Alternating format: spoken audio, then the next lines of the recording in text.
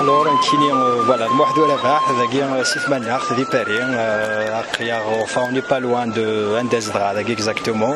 Il y a une vente dédicace au niveau du 2e arrondissement. Il y a nous cède, un noyau comme qui est l'ambiance. Voilà. Exactement, voilà.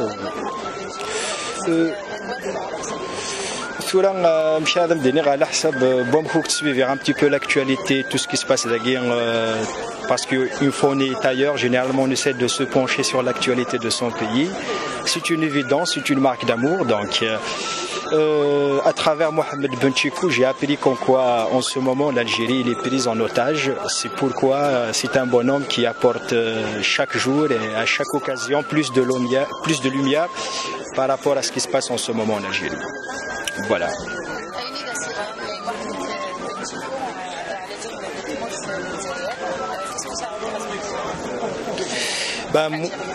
Moi, mon sentiment en tant qu'Algérien, c'est que on arrive à travers ce geste quand même de confisquer la liberté d'un Algérien, parce qu'en se privant à un journaliste de s'exprimer librement, ça veut dire que c'est le représentant soi-même qui est condamné. Donc je trouve ça scandaleux et je condamne personnellement. Voilà. Eh ben, je vous remercie, je vous souhaite un bon courage. Voilà, merci bien. Voilà. Je vous en prie, monsieur. On commencera le débat avec Mohamed Benchikou, s'il vous plaît. Voilà, l'information est passée, je peux partir. Si Mohamed, je peux partir. C'est toi. À la fin, tu annonces, mais tu t'en vas. À bientôt, Inch'Allah. C'est pas ton numéro. Je suis Mohamed. Tu as pas petit soin,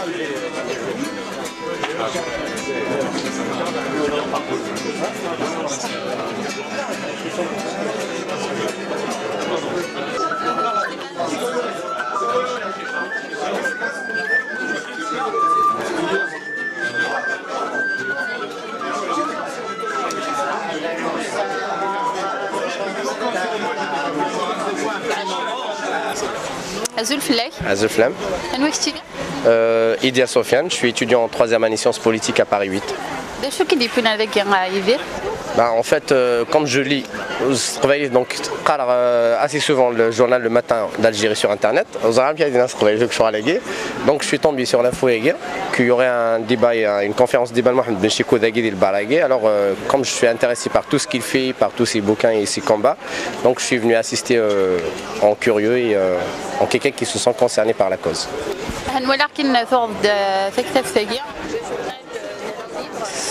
C'est mon 3e livre de Benchikou, j'ai acheté pratiquement tous ses livres. Donc j'ai lu le premier sur Bouteflika, le deuxième qu'il a fait sur, sur la prison, et ce 3e là je n'ai pas encore lu, donc je l'ai acheté aujourd'hui.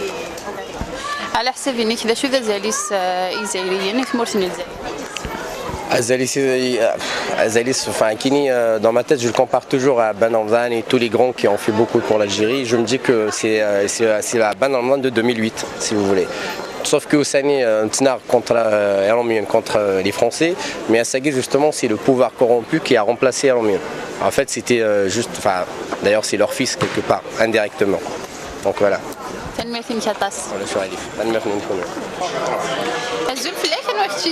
Azul qui ربح العجيب يثمر. Parce que j'ai l'habitude de travailler sur le site du matin, le journal Le Matin.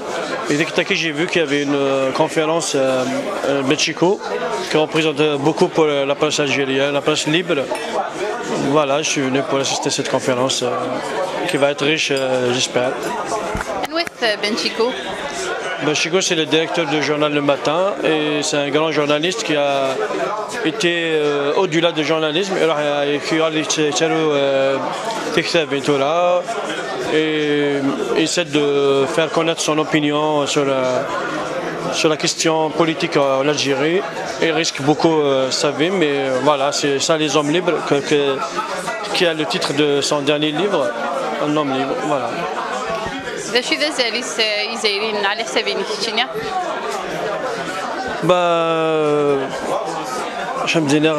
Pour la question la dernière fois par rapport à Benchiko pour ce qu'il fait, c'est très important. Même ils l'ont interdit, le journal s'il est interdit, mais quand même il continue grâce à l'internet. Maintenant l'internet c'est une arme qu'ils ne peuvent pas, même pouvoir, ils ne peuvent rien faire contre ça. Enfin, ça dépasse les moyens de dictature, ça infiltre quand même, ça passe. Mademoiselle Benchiko, comment avez-vous vécu au quotidien le combat de votre père, notamment son incarcération? Pendant les 2 années où il était en prison,